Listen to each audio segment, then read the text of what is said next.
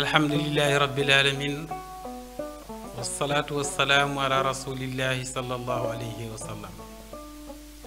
rabbi israh li sadri wa yassir li amri wa hlul uqdatan min lisani yafqahu qawli. jitti Allah jettor mbala kaddi saka ngale kono mo jogi kaddi ko ena ngale kanko woni bawɗo baɗɗo ko ena haale. en joddo hande eden ponda bawal e nder Dstv sen mo ganda hoorema ko sen ɓiɓɓe fulɓe kala sen dendagal ɓesgu leydi Sénégal eɗen jiiɗi waɗi hen bindande walla lowdiji ɗi ganda hoorema en eɓɓino ɗum e ɗummonnaji ɓennuɗi. eɗen natiri hen bindande men wiyetede nding leydi yerɓi yonta mabbi guirñet darde yonti. sukaɓe kawji mawɓe paayi elɓe elnaɓe mbaldi satiɓe jowoɓe pawdi. nding e ndi leydi kayride ndi yerɓi hay goto fayani. ɓutte longuereerɗuɓe jiiri fawiɓe miskineɓe cooyi podoje keewi halkare dooki kala koɓe kaali ko firti. min e hana ceyi kalana kayitu ko wona tufde faya.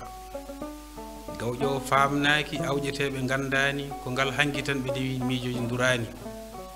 sinno soɓe naate maayo luggo ɗere jaam coofata mi fira mi faccira mi fonda hen maydam mi sakko leydi fo ɗon ɓe e ngal awƴal foof ɓe berlano kam. nding ndi leydi ha ko wona ema. hande mi simta mi deƴƴata gurdam mi sohlata sirluma mi sattata mi lemsata kono kadi mi mumɗata. so hakkille resdama gaño hisata jurboya e jikkuji nduɗon mabɓe e nesu meɗen jaadata.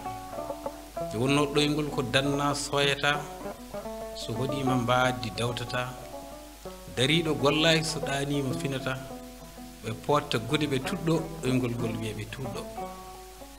funti suka kam sañji mawɗo mbaɗa ka wattata gata feɗindu picca. suka ko laadgol woni yaaduma aduna dow daaba kono koko taaɓa ko heewirtama wonɗo teɗana.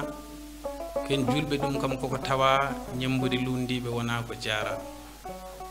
kaɓorɗe mabɓe keewi peeje mabɓe sina e mabɓe kadi koko yawa. jiiruɗe kamtorde guide sud ene ndaara hay mawɓe men koko komta. ko aduna addiri noon tan ɓe mbima ko boni e ko moƴƴi kala jillodira aadaji kala tifodira renti boni en ceerdata kala ko ari en guelata battande men ko ladde en gartata. aduna noon ko lekki ɗo ngabbata e ko tawoyta ene tellortoɗa fof ko hen wona won yousouph.